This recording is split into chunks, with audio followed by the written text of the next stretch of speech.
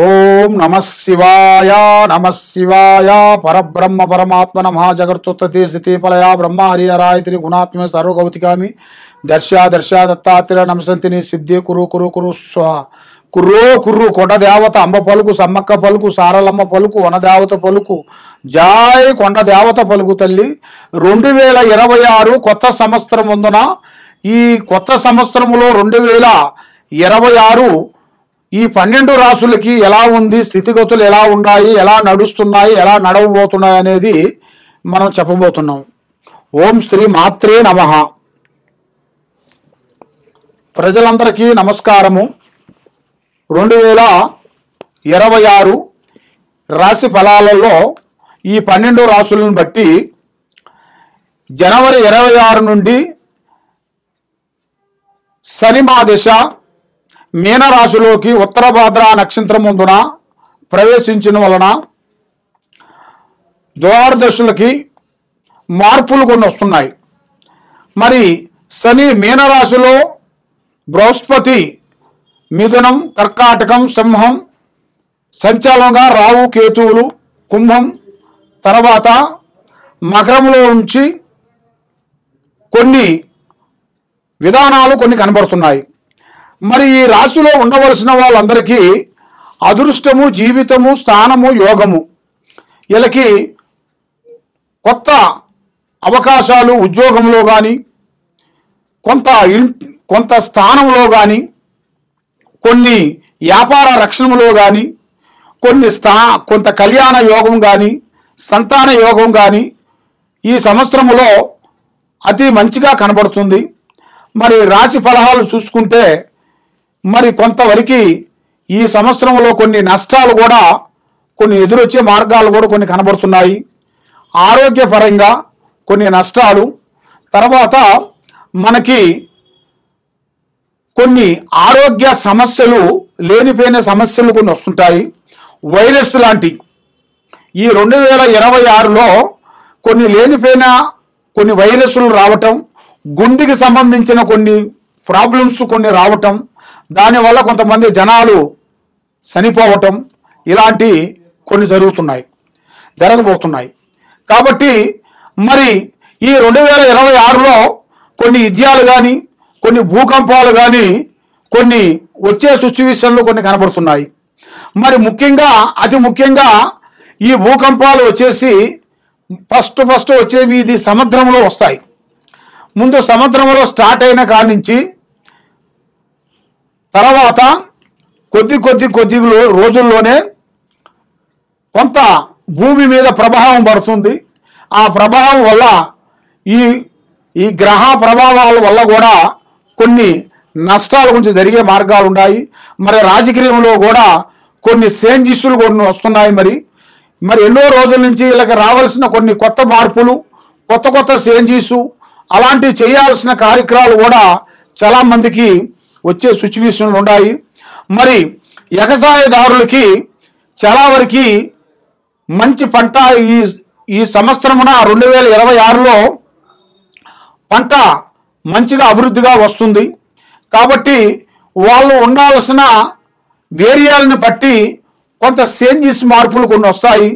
దానివల్ల కొన్ని గొడవలు, చికాకులు, ఇబ్బందులు, భూమి సమస్యలు, భూమి గొడవలు, కొన్ని వ్యవసాయంలో చేయాల్సిన కొన్ని పనులు గొడవల గురించి కానీ, కొన్ని లేనిపోయిన సమస్యలు కూడా కొంచెం వచ్చే మార్గాలు కూడా కొన్ని ఉన్నాయి. మరి రియల్ ఎస్టేట్లో చూసుకుంటే గత సంవత్సరంలో కాకోకుండా ఈ సంవత్సరంలో చాలా వరకు మార్పులు కొన్ని రాబోతున్నాయి, కొత్త మార్పులు. ఎందువల్ల అంటే ఈ రియల్ ఎస్టేట్లో కూడా కొన్ని లాభాలు, కొన్ని ఇంతకు ముందు ఉన్న నష్టాలను బట్టి ఇప్పుడు కొంత లాభాలు కూడా కొంత సిచ్యువేషన్లో దగ్గరికి వచ్చే మార్గాలు కూడా కొన్ని కనబడుతున్నాయి. కాబట్టి మరి మీరు ఏ కార్యక్రమం చేయాలనుకున్నా, ఏది చేయాలనుకున్నా కూడా ఈ 2026 జనవరి నుంచి మీకు నూతన పనులు, నూతన కార్యక్రమాలు విజయవంతంగా అవుతాయి. ఈ నూతన సంవత్సరం అందరికీ శుభాకాంక్షలు. ఓం నమః శివాయ నమః. ఓం నమః శివాయ, ఓం నమః శివాయ, ఓం నమః శివాయ, ఓం శ్రీ మాత్రే నమః. ప్రజలందరికీ నమస్కారము. నూతన సంవత్సరం 2026 నూతన సంవత్సరం అందరికీ శుభాకాంక్షలు. కాబట్టి ఈ మీనరాశి ఈ జనవరి మాసం 2026న నూతన కార్యక్రమాలు, నూతన పనులు, నూతన విధానాలు వీళ్ళకి ముందుకు రావాల్సిన యోగం ఉంది. కానీ వీళ్ళ మీద శని ప్రభావం అనేది ఇంకా తొలగలేదు. ఈ శని ప్రభావం వల్ల వీళ్ళు ఏ కార్యక్రమం అనుకున్నా, ఏ పని అనుకున్నా కూడా ఆ కార్యక్రమం చేతికాడికి వస్తుంది, నోటికి అందుకోకుండా పోతుంది. కాబట్టి పిల్లల గురించి ఎంతో బాధపడుతూ ఉంటారు. పిల్లల్ని అభివృద్ధిగా చేయాలని, కుటుంబాన్ని పైకి తేవాలని రకరకాల ప్రయత్నాలు చేస్తుంటారు. కానీ కుటుంబం వల్ల పిల్లల నుంచి వీళ్ళు లేనిపోయిన బాధల్లోకి వెళ్ళిపోతుంటారు, సమస్యల్లోకి వెళ్ళిపోతున్నారు. వీళ్ళు ప్రశాంతంగా బతికే వాళ్ళు కూడా ఆ బిడ్డల గురించి, ఆ కోడళ్ళ గురించి, కొడుకుల గురించి లేనిపోయిన మాటలు వీళ్ళకి వచ్చి పడిపోతుంటాయి. కోడళ్ళ మీద కానీ వీళ్ళ మీద కానీ కొన్ని మీరు బాగున్నారు, సంతోషంగా ఉన్నారు అంటే మీ మీద చాలామంది దిష్టి ప్రభావం ఎక్కువగా పెడుతుంటారు. ఆ దిష్టి ప్రభావం వల్ల మీకు ఏ కార్యక్రమం అనుకున్నా, ఏ పని అనుకున్నా కూడా సక్రమంగా కాకోకుండా నమ్మిన వాళ్ళే మీకు మోసం చేసి డబ్బు విషయాలలో మీకు డబ్బు నిలబడుకోకుండా ఉండకోకుండా, మనశ్శాంతి లేకోకుండా ఎన్నో సమస్యలతో మీరు సతమతం అయిపోతున్నారు. కాబట్టి ఇప్పుడు మీకు మంచి ఒక అవకాశం రాబోతుంది. మీ శని గ్రహాలు కొన్ని తొలగిపోయి మంచి గ్రహాలు వచ్చే మార్గాలు ఉన్నాయి. కాబట్టి ఈ గ్రహాలని ముందు శాంతం చేసుకొని పోవాలి. మీరు పోయే ముందు ఈ గ్రహాలకి శాంతం చేసుకోకుండా పోయినట్టుగైతే మీకు అలాగే కంటిన్యూగా అవుతూనే ఉంటుంది. ఒక గ్రహ తర్వాత ఇంకో గ్రహం, ఇంకో గ్రహం తర్వాత ఇంకో గ్రహాలు, అలాగ నవగ్రహాలు 9 గ్రహాలు అలాగే తిరుగుతుంటాయి. అలాంటి 9 గ్రహాలు మీ మీద తిరక్కోకుండా ఉన్న గ్రహాన్ని మీరు శాంత బలం చేసుకునేట్టుగైతే మీ మీద ఉండాల్సిన అష్టదరిద్ర దోష నివారణ పోతుంది. మైండ్ బాగుంటుంది, మనసు బాగుంటుంది, చేసే పని బాగుంటుంది. మీరు ఎక్కడికి పోయినా కూడా 10 విధానాలుగా బాగుంటారు. 10 విధానాలుగా ఎదుటివాడు బాధలో ఉన్నారా, కష్టాల్లో ఉన్నారా అంటే వాడిని కొంచెం పైకి తేవాలని మీ మనసులో ఆలోచన ఉంటుంది. కానీ ఎంత పైకి తెచ్చినా కూడా వాడు బుద్ధి కరెక్ట్గా లేని దానివల్ల, తొంకర బుద్ధి వల్ల వాడు మిమ్మల్ని అర్థం చేసుకోకోకుండా మధ్య ఆలోచనలోకి వెళ్ళిపోయి వేరే ఆలోచనలోకి వెళ్ళిపోతుంటాడు. అలాంటి మధ్య ఆలోచనలోకి పోయే వాళ్ళు మీరు పట్టించుకోవద్దండి.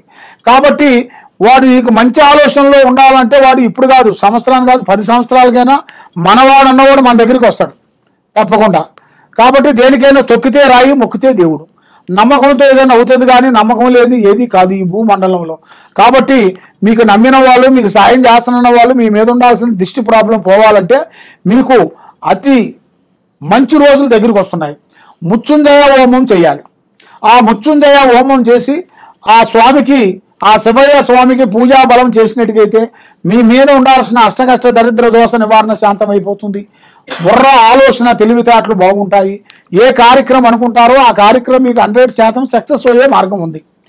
దేనికైనా ఒక పరిష్కారం అనేది మన దగ్గర దొరుకుతుంది. మీరు ఎక్కడెక్కడో పోయి జ్యోతిష్యం చెప్పించుకొని బాధపడుతూ ఉన్నారా, మీకు ఏది కాలేదా, తప్పకుండా ఈ కింద ఉండాల్సిన నెంబర్కి మాకు ఒకసారి సంప్రదించినట్టుగైతే మీకున్న సమస్యను బట్టి ఏమేమి ఉందా అనేది మేము పరిష్కరించి గణిత చక్రం వేసి గురువులతో, మా పెద్ద గురువులతో మీ గురించి పూజా బలంలో పెట్టి చూపించి అసలు సమస్య ఏమేమి ఉందా అనేది కూడా మీకు చూసి చెప్పగలుగుతాం. సర్వే జనా సుఖినో భవంతు. నమః శివాయ నమః.